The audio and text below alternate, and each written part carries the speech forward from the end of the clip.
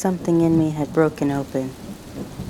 Like the hidden gas line beneath that old refinery, severed by hapless construction crew, tripping an explosion that spelled out the end of an era. It was about Joel and not about Joel at all. I knew that. Joel had only unstoppered it.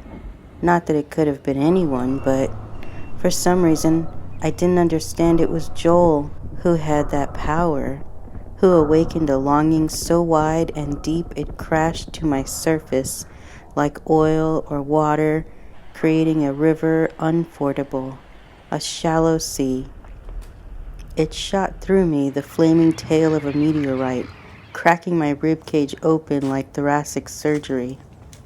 It drew a cry from so deep it split my skin like the fragile membrane of a ripe persimmon, its orangey flesh concealing juice rich and dark as iodine. But I knew it had always been there, an ancient secret source in an underground cavern searching for the right time, the right hand. And another thing, never ask them if they have a minute or if they want to sign a petition. It's too easy to say no. And besides, the truth is more interesting anyway. Say you're with a community group and you're fighting the rate hikes council passed, and you don't like the way they're transitioning, jacking up the rates on los pobres so los ricos can keep their solar-powered ACs on full blast all summer, so companies like Seasmar can get their fat contracts and get out. They don't mean to, the city, but that's the motto. They don't have the imagination to come up with anything better. So, what we're doing today is you have a short survey.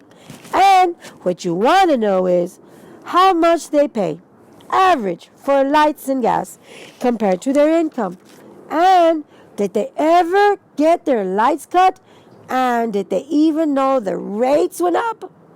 Don't ask them if they have a minute. Tell them it'll just take a minute. You'd be surprised how many people are willing to help. You'd be surprised at how natural and how normal it feels to ask your neighbor a question. Imagine this, the secret logic of a flock of birds in flight, swooping, swerving according to their own inner time signature. Somewhere, someone with the right knowledge must have traced its architecture, plotted it carefully, unwound its inner springs to reveal the mechanism, the rhythm, the organization.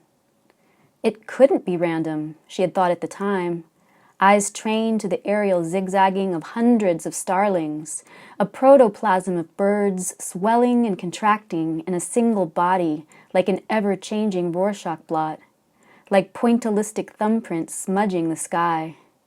A murmuration. Somewhere, someone knew the principle of organization. But not me, she thinks. I don't have the language to say how it works. I can only watch and marvel.